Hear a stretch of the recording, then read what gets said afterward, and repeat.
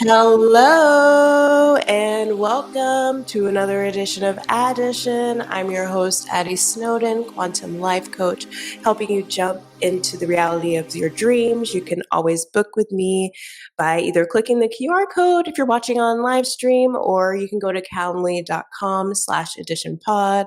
Yes, calendly.com/additionpod. You guys, it's been so long. I know I went MIA for weeks. I think it's been 9 weeks since the last podcast. I had an amazing series with Black women bosses. Thanks to the Black women bosses that came on the podcast. And thank you, audience, for having patience. If you have been following me on social media, you know I had a major change as of Monday of this week. I am no longer a Googler. I'm technically an ex-Googler now. So, and I also am full-time entrepreneur. I am no employer has me. I'm completely a free agent, which is awesome.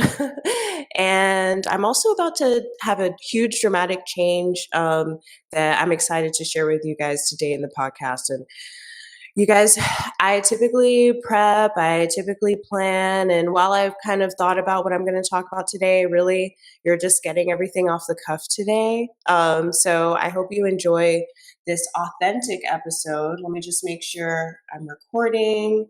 All right, so we're going to get started and let you guys know everything that I've been doing, okay? So for, I guess, in October, of 2 months ago, I found out that I'm going to be transitioning out away from Google. So I don't work in big tech anymore. I'm not big tech Barbie anymore. And I'm really grateful that I have not needed to be like applying or looking anywhere, because my truth is that I'm retired at 34. So I'm so grateful and so blessed. I have amazing, God in my life. I have amazing family. I have amazing support system. I'm grateful for my in-laws. I'm at their house right now recording the podcast because I'm technically a nomad now. My wife and Kat and I, we are just traveling around and creating art. Honestly, I'm not going to pretend like there's any kind of master plan here.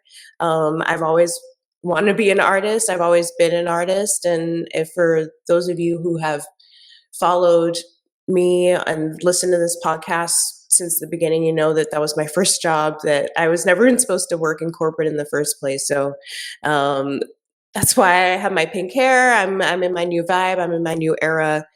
So I'm not looking for a job. I'm retired, and I'm so grateful. So another big news is that in less than a month, my wife, Kat, and I are moving to Southeast Asia. I'm not going to say the specific country because, fans can be stalkers sometimes. But as long as you follow me on TikTok, Instagram, Facebook, etc., you are going to know which country we are in. But I'm really grateful that I'm retiring in Southeast Asia with my wife, my family, and our cat. So for those of you guys who've been wondering where I am, like, as you can imagine, that's a lot of change in 2 months to go from being like a full-time 9 to 5, as well as being a podcaster, content creator, to figuring out how to pack up your whole life and move overseas semi-permanently. We don't know. We got approved for a visa for 5 years to the country that we are choosing to land in, and we're going to see what happens. So you definitely don't want to miss our journey, our content. We're full-time creators now, because that's what we're choosing to do with our free time. So yeah, so that's the update, and there's not much more that I'm going to say on that. Like, if you have any questions, feel free to drop them in the chat.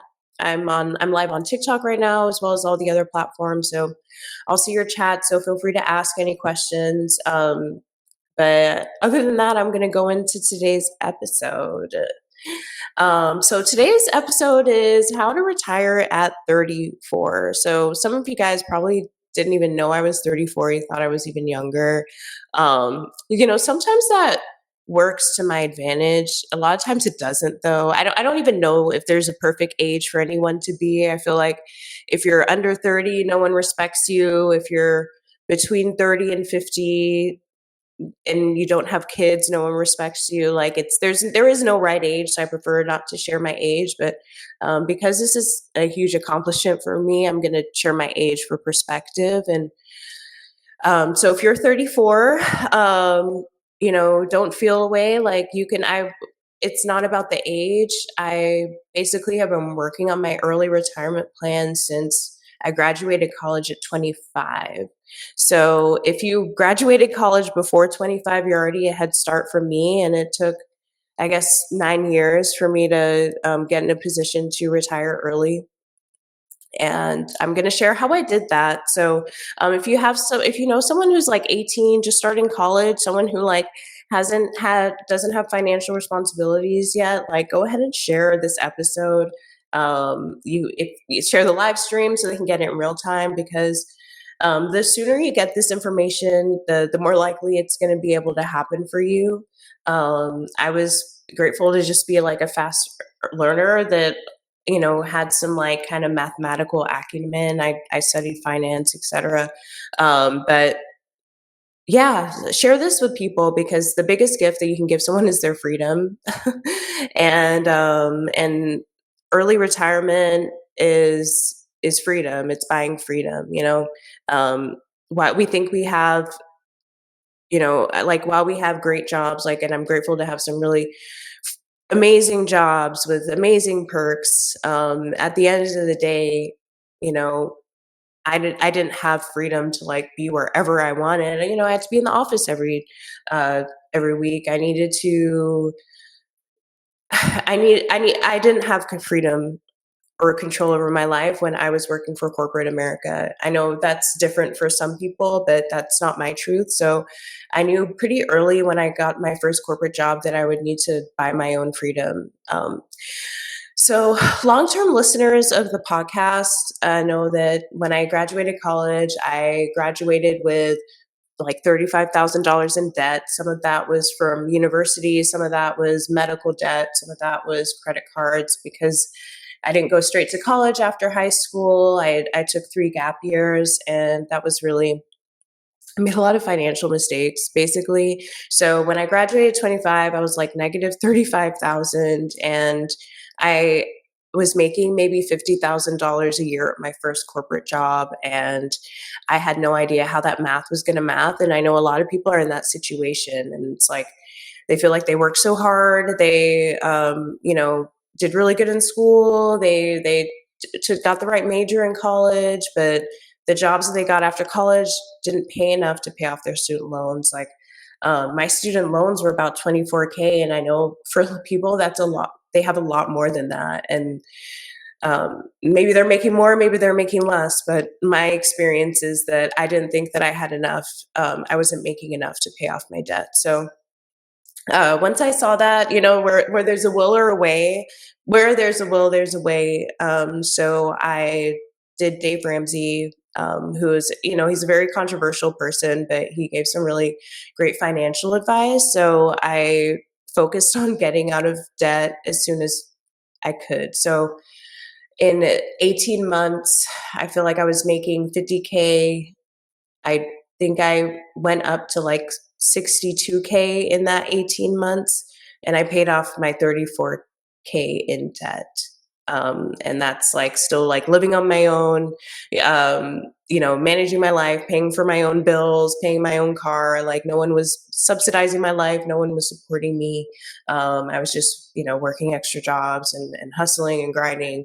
Every extra dollar I had, I put towards my student loans. So, so number one, I would say like follow Dave Ramsey if you want to retire early, because the sooner you pay debt off, the more options it gives you.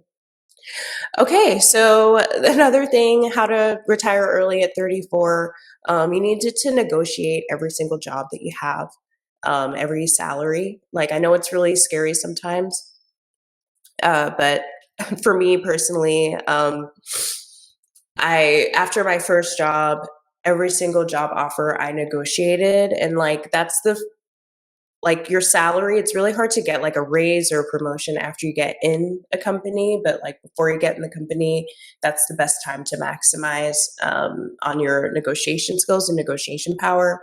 So, I was able to negotiate higher salaries, and it's not like I negotiated humongous, salary jumps or anything, but every little bit counts, and every extra dollar I make, that's an extra dollar that I can put towards my early retirement. So I'm really grateful for that. Another thing, another way that I was able to retire early is I didn't buy a house. So all of that money that people put towards down payments, all of that money that people put towards furnishing a home, all the money that people put towards renovating a home, I gave that money to myself instead of my realtor, instead of my mortgage or my bank, or to the person who's trying to sell that house. So um, I think a lot of people, especially in our generation, get so much pressure to buy a house, and if that's your truth, that's for you. But for me, I wanted to be financially abundant and uh, independent of a job more than I wanted to own a home. And I'm grateful for homes. Homes are beautiful. But there's something that Dave Ramsey says is there's a home like on every block. Like there's no shortage of homes. So if you want to retire early, you may want to skip like buying a home ASAP.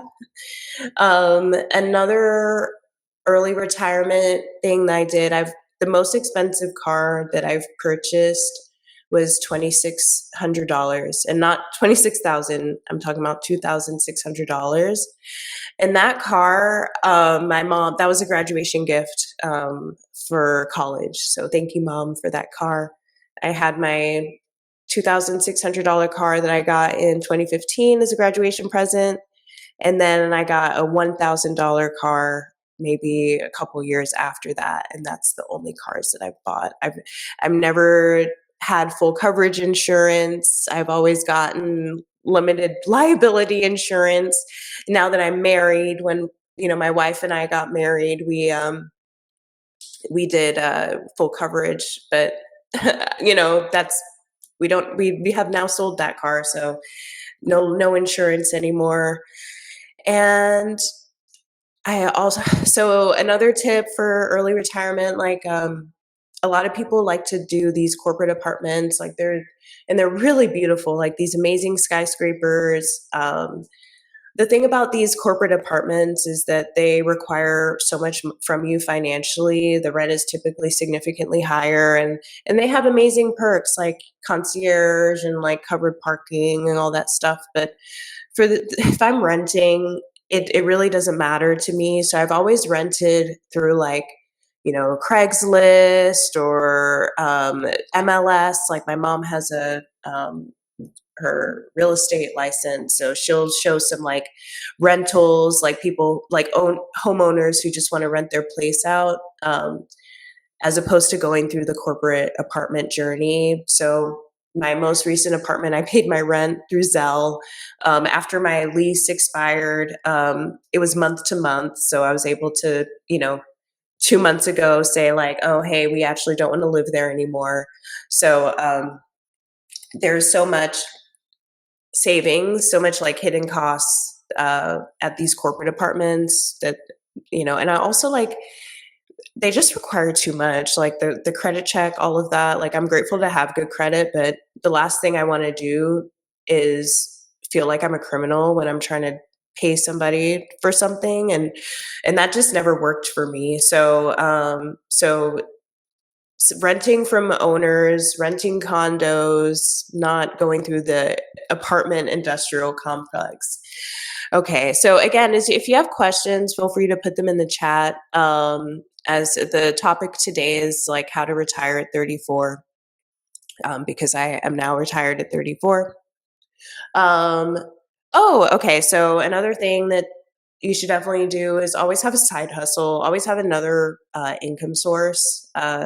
Something that I've been warning you guys for years now, like for 3 years, about is how unstable corporate America and how unstable jobs are now. And I don't know if that's by design or what, but it's hard, it's rough out here for people, you know.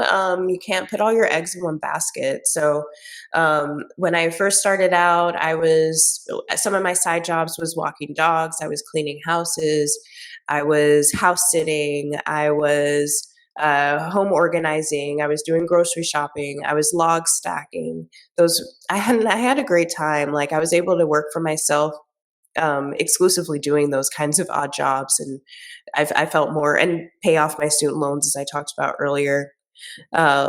Sometimes I've had whole separate jobs. Like, I worked at J. Crew. I would leave my first job and go to J. Crew, especially if you're single, like, and all you have is free time, you know. And I 100% believe in self care and all that stuff, but I mean, self care for me is not working in corporate America another 30 years. Like, when I tell you guys how grateful I am, like, I don't know, maybe you guys just like are stronger than me, but for me, I found a corporate America very draining. I think it took a lot of, I think I had to become a different person. I think I had to hide so many elements of myself. I feel like I had to adopt a certain way of acting and a way of thinking that was not unique to me, or not in, authentic to me. I had to learn politics, and while I loved, I like, what's that word? I like diplomacy. I don't like politics. So, and it's just like such a waste of energy. So, I mean, it's only been, I guess, 4 days, but I feel like so much like younger and lighter and happier because I don't have to um, deal with corporate bureaucracy anymore. So, it really, what is self-care? So it's like when you're young and you have the energy, that's the time to work 3, 4 jobs. Like, and you're single, you don't have kids, maximize your youth. And we'll get into investing next, but like, when investing is more about time than it is about picking the right investment. So like, the sooner you can start putting all your extra money in investments, whatever that is for you. I'm not going to get into details of what I think is best because I'm not an investment advisor, but the sooner you start investing, the better. So maximize on your early years. Okay, so I'm on my monologue and tangent. I got one. I got a question from TikTok. So from Natasha. Thanks so much, Natasha. Natasha, Jay Snow, I see you guys in my live. Thank you for your support. So Natasha says that she's a CSM working full time. How does she manage this with work and family? CSM, I'm assuming that's customer success manager. Okay, so customer success manager working full time. How do I manage this with work and family? When you say manage this, what do you mean? Do you mean manage your existing job, or do you mean manage retiring early while you have a family and work? And also let me know if you're the only earner in the household, or if you have multiple earners in the household. But if I had to guess what she means by this, and I'll answer again, but it's like, how does she even manage working and family while being a customer success manager? And the truth is, it's like, you don't like, you got to manage yourself first, and then you got to manage your family second, and then you got to manage work third. And I think a lot of people are unhappy and unhealthy because they're reversing that order. They're putting work first, they're putting family second, and they're putting themselves third. And because I travel a lot, something I hear all the time is, you got to put the oxygen mask on first before you put it on for someone else. Like, you can't save your kid if you can't breathe oxygen. You need to put your oxygen mask on first. And it's like, we need to like really just trust the process. And it's like, if you don't take care of yourself, the work's not getting done, and your family's not getting what they need either. So we have to prioritize ourselves. Like, we are, one thing about at work is that we're replaceable. Like, we're not special. They make us feel like we are, but we're not. Um, Not in that context. I'm special outside of work. Inside a corporation, inside a machine, I'm not special. I'm replaceable. I'm a cog. by design. That's why there's very defined job descriptions. That's why people talk about scope, what's in scope, what's out of scope, because they don't want to create positions for special people. They want to create positions for replaceable people. So you got to take care of yourself. Just like they can always replace you, your job can always be replaced. So, Natasha, you got to maximize your income. So the time that you've been spending on work is worth it. See how you can double your income in the next 12 months. Like, that's a challenge that I give to everybody, because no one, what they would want you to believe is that you graduate college, you get $50,000, and every year within your salary goes up with inflation. So 5 years from now, you're making 55,000. Like, that is absolutely crazy. Like, that's why I said, like, you got to negotiate. You gotta negotiate every job. You gotta ask for more. Like, seriously, like, even I think I did a really good job asking for more and getting what I'm worth. And it's still never enough. Okay. So please, please, please, especially in this climate, you can't be afraid to ask for more money. It's not worth it. It's not worth it if you're not getting paid enough. So if there's anything that you take away of how to retire early at 34, is like, you need to demand how much you're worth. Okay, so Natasha follows up and she says she's always concerned that she has to work 2 jobs to do so. I have side hustles, teaching and writing, but it's not maximizing. Yeah, I think so. On some level, so you have a family, Natasha, so you got to focus on maximizing your core income. You don't have the time. So everyone has a benefit somewhere. Everyone has an advantage somewhere. Some people may not be financial millionaires, but they're time millionaires. Like, they're living at home. They don't have a job. They're in their parents' basement. That's a time millionaire. That's the person who needs to be working 4 or 5 jobs. Natasha, you are a relationship millionaire. So you got family around. You don't have the luxury of time. So you got to maximize the dollars that you're making when you are working. You're also someone who would benefit from leveraging from the help of someone else, whether that's from your partner, your spouse, or I've been hearing about these people just get into these parenting pods. Hey, Wariana, thanks for joining. I've been seeing people get into these parenting pods where they just get a house together. They rent a house together. It's multiple families in a home. Like, you've got to figure out how to leverage yourself. And this was something that took me a really, really, really long time to get. I can't do everything myself. And my wife is watching, and she's probably like shaking her head like, yes, you need to let people help you. Natasha, you can't do it alone. Okay. So if you don't have a partner helping you, you need to find a parent community that can help you. And you also need to ask for more at your current job. Start applying to higher paying jobs. Believe that can happen for you, because it can. It's happening for people every day. So for some people, they're in a recession. For me, I'm retiring and moving to paradise. So it's all about perspective. You gotta believe the reality that you want for yourself. And as always, as you know, I'm a quantum life coach. If you need help with this, you can book with me. Just go to the QR code or my link in bio. It will tell you there. Natasha said she just upped her salary by 15%.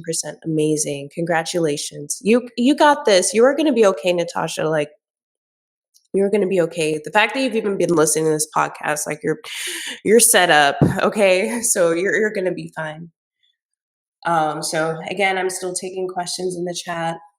If you missed the beginning, I don't work for Google anymore. I'm retired. I'm moving with my family to Southeast Asia in less than 4 weeks. So I'm super excited.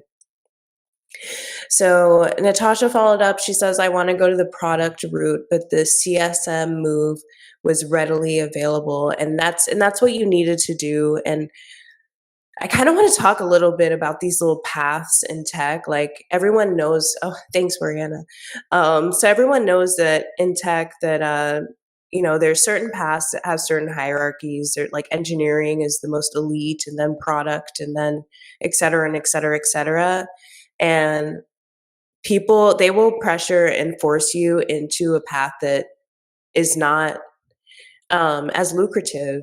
And it's up to us to understand what those paths are. Like they used to talk about this back in the day. They used to talk like pink washing, where certain jobs were like for women, like whether it was teaching or nursing, um, or secretaries. And once you got in a pink washing track, it was really hard to break out of that, because everything that you had done up until that point was labeled as like a woman's job or a woman's work.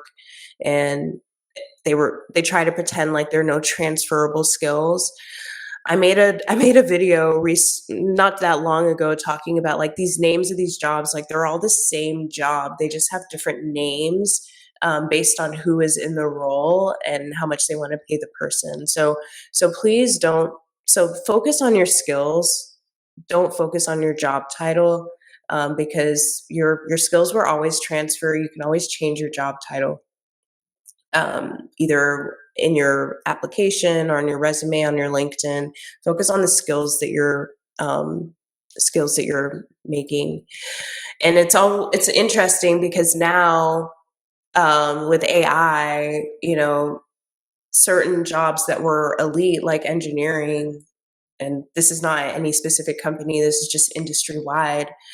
Certain jobs that were elite are they're desperately trying to replace with AI. So you can't even get stuck on a career path. And I'm so grateful that I went to a liberal arts college that drilled this into us. It's not about it's about your critical thinking. Because if you have critical thinking, and as my wife says, business acumen, you're always going to be fine. You're always going to be employed. You're always going to be successful if you have critical thinking skills. And Thomas Paine said it, common sense. Like, so, and this is part of critical thinking. Okay, like, we've just kind of just been told, like, go to school, get a job, and no one's really like put that much more thought into it. But as we're going through it and we're like, hey, this doesn't feel right, ding, ding, ding, that's your critical thinking skills kicking in. There's a reason why it doesn't feel right, because it's not right. Okay, so focus on your skills, focus on your talents, go where you're appreciated, go where you're paid well, go where you're compensated. Slavery's over. This is not martyrdom. And you deserve to be paid.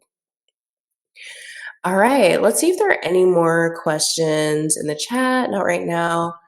Okay, so that was a lot. I'm happy to talk about this more. I really just wanted to like get back online. So like I said, this is not well thought out. I'm just kind of dumping right now and just letting you guys know what's going on. But what I am going to do is skip to our career segment, which is the 15 commitments of conscious leadership, because I'm so excited to reconvene on that, because that really helped me a lot. Even like I had a habit where I would look at these 15 commitments every morning. And when I stopped looking at my computer every day, I was like, all of a sudden I forgot all my commitments, and I was living below the line. So I'm grateful to be back above the line. And I'm going to see what the last commitment we did, because we did the Black Women Boss series and we completely paused the 15 commitments. So let's see which commitment we're on. Feel free again to drop questions in the chat.